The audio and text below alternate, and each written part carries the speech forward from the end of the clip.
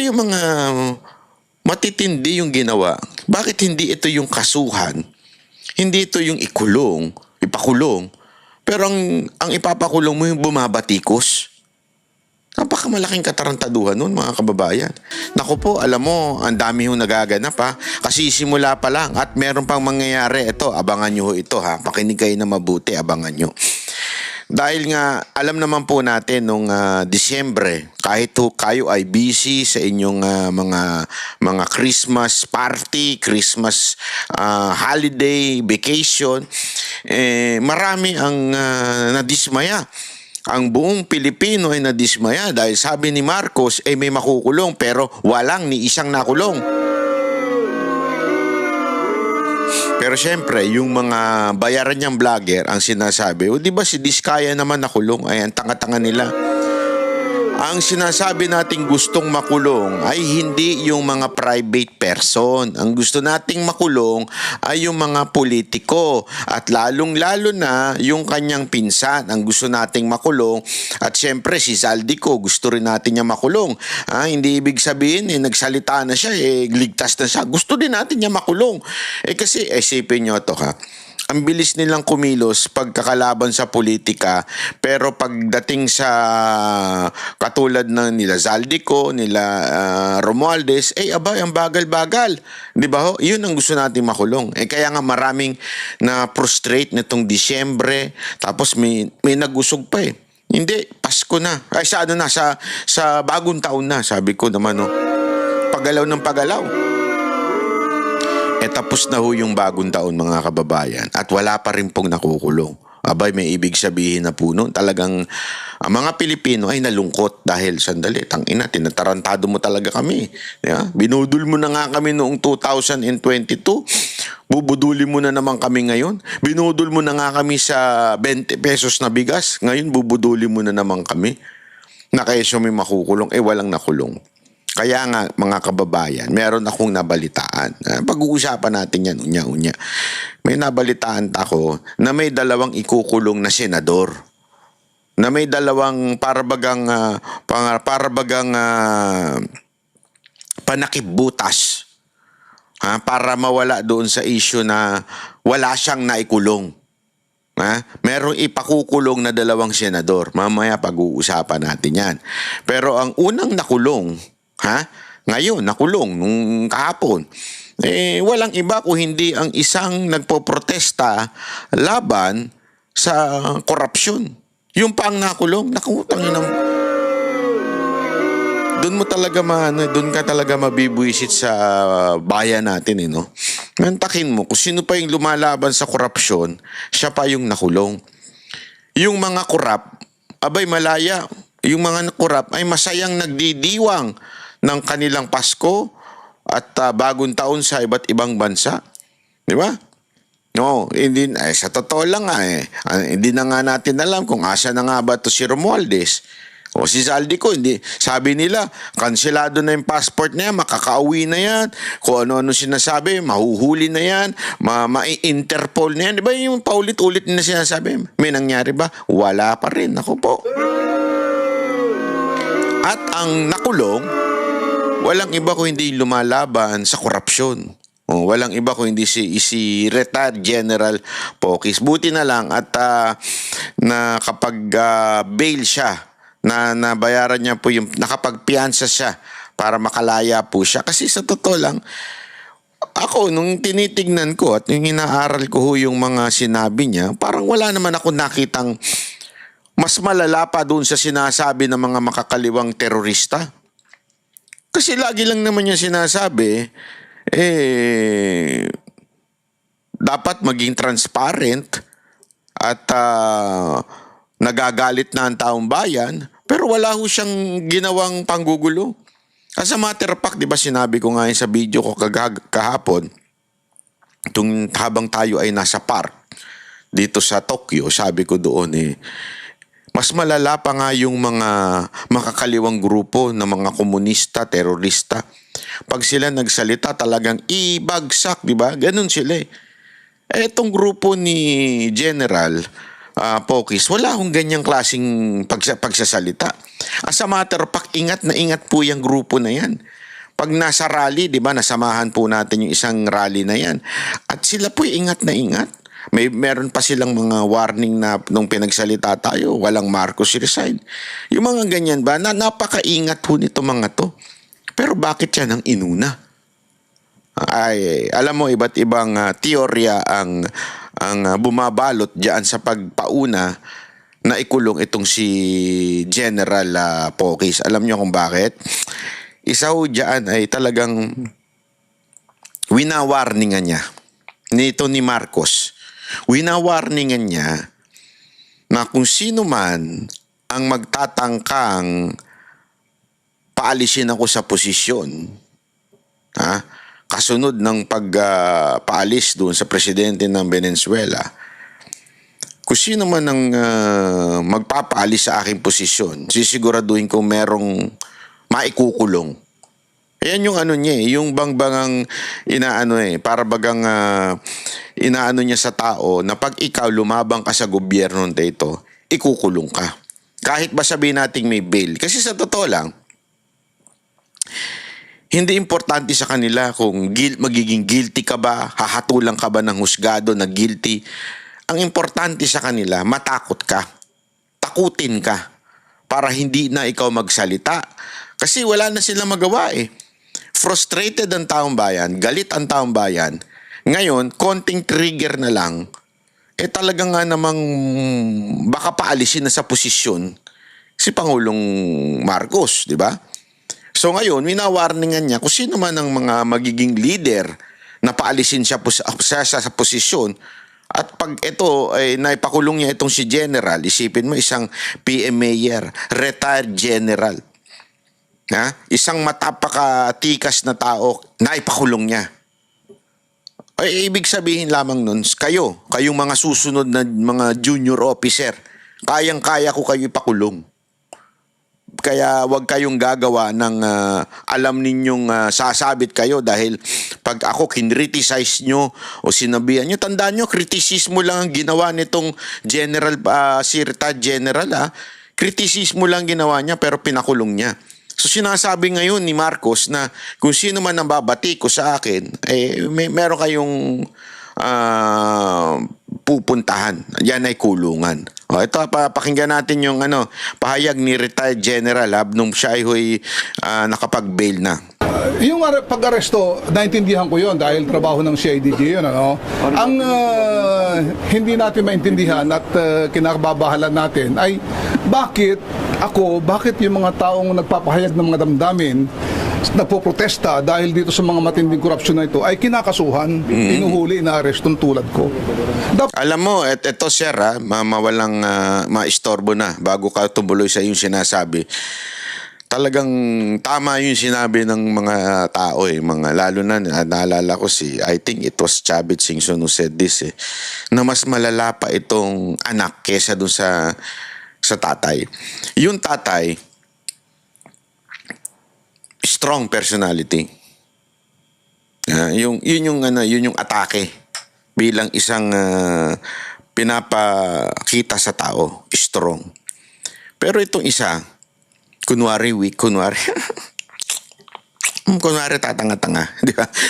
Hindi, alam mo yung kunwari hindi ako wala ako dyan. Hindi akong alam dyan sa mga ganyan. Kunwari ganyan. Yung para bagang laging feeling kawawa. Yan ang itsura niya Di ba? Totoo naman Yan yung feeling niya. Inaapi ako, kawawa naman ako. Ganon. Ganon ang estilo nitong presidente na to Kunwari kawawa siya. Pero in reality, sabi ng mga tao, kahit nga si Governor Chavit, sinasabi nga na na ito'y mas malala pa sa tatay. Kasi bait-baitan. Which is totoo naman. Kaya mag-iingat kayo sa mga kaibigan ninyo na bait-baitan pagkakaharap kayo. Oo. Yung kunwari ang bait-bait, mag-ingat kayo dyan. Kasi may ibig sabihin lamang po niyan. Minsan yung bait-baitan pa yan na nanunuklaw. Oo. Sabi ko sa inyo, yung mga kaibigan ninyong mas okay pa yung masamang tao yung kaaway mo. Kasi yung kaaway mo, alam mong kaaway mo. Ay, mag-iingat ka. Pero yung bait-baitan, kala mo kaibigan mo, pag yan, nagbaba ka ng iyong guard, ika nga, yung defensive nyo, yung pagiging defensive mo sa sarili mo, biglang aatake yan. Kasi nga demonyo. Parang ganyan daw si Marcos. Totoo. Kasi noon, lantaran Lantaran yung ano ng pag ano sa media, mga kalaban, opposition, lantaran. Ngayon, slight. Pinadadaan sa iba. Pinadadaan sa iba yung magkasampa ng kaso, uutusan yung mga general nila, uutusan kunwari si politikong ganito, o kasuhan mo to para manahimik. Ganun ang ginagawa niya. Ibig sabihin, nag-a-appear siya na siya yung biktima, pero in reality, siya naman talaga yung mastermind na ito, gipitin mo itong tao na ito. Yun ang sabi ng iba, at yun din ang sinasabi ni former Governor Chavit, di ba? Na parang gano'n ang pag-uugali nito ni BBM. Ano sa tingin ninyo mga kababayan? Ako, para sa akin, dami kong alam. Madami kong kinaharap na kaso na yung iba na-dismiss na alam kong hindi naman gagawin ng tao na yun. Alam kong napag-utusan lang. Kasi nga, hindi natin tinanggap yung kanilang alok. Tandaan ninyo hindi lang ako nagsasalita pero napakaraming mantakin. Hindi naman sa pagmamayabang. Hindi ako sa nagyayabang. Ito po ayoko ito. Ayokong dinadrag o yung bang inaangat ang sariling bangko. Pero siguro naman kahit papaano yung naaabot ng ating channel sa YouTube talagang umaabot hanggang kataas-taasan. Kaya nga may mga nagtangka, di ba? Nasabi ko na sa inyo yan. Ilang beses ako tinangkaan na tapalan ng pera. Nung hindi ako pumayag, dalawa yan. Dalawang higante yan. Hindi ko na lang sasabihin sa inyo, magkamag-anak pa yung dalawa na yun.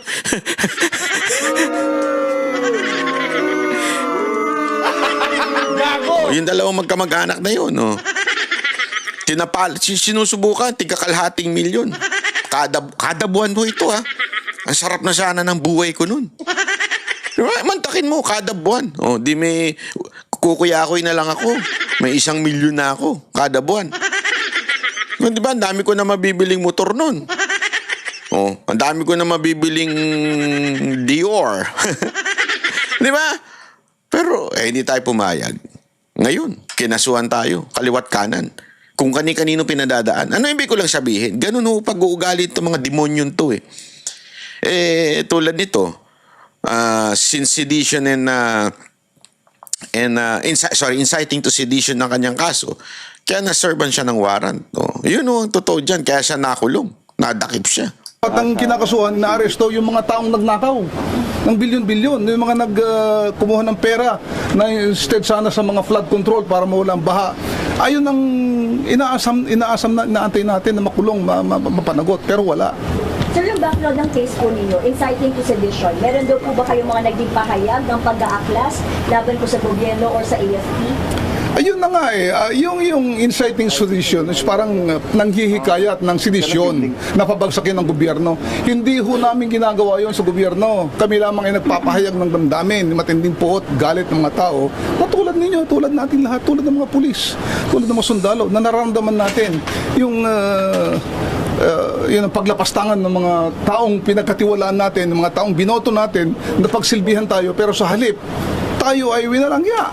Ninakaw nila yung pera ng taong bayan. Yun ang gusto nating mapanagot. Ang bigyan ng justisya. Is it true, sir, na nakikayat kayo sa militar na mag-aklas po sa pamamalaan? Hindi, wala tayong mag-aaklas. Hindi po pwede yun. Yun, masasabi natin mag-aaklas, babagsakin ng gobyerno, talagang seditious yun. Pero hindi ko ginawa yun. Yun yung ginagawa ng United People's Initiative yun. Pero General, ano daw po yung naging context? Bakit po kayo kinasuhan ng inciting to sedition? Yung sinasabi nila, yung mga post ko raw na destabilization, nanggugulo sa gobyerno, mga ganon. Pero wala naman yung talagang mag-aklas, labanan ng gobyerno, papagsakin, wala naman ganon. During the arrest, sir, nakaramdam ba kayo na parang may na-violate sa rights po nila? Hindi naman dahil of course binasahan ako ng Miranda rights pag aresto sa akin sa airport, sa terminal, binasahan ako ng CIDG ng aking mga karapatan. So unfortunately, yung karapatan na yun nakalagay doon ay I am entitled I have the right to counsel or legal counsel or legal assistance. Unfortunately kanina hindi nakapasok yung mga lawyers namin kaya Alam mo, ganyan na sila, no? Nakakasanayan na nila. Dapat pagka ganyan, dismiss ka agad, mati ka agad dyan. Kasi kanina, kahapon, may lumabas na video na hinuli. Di ba?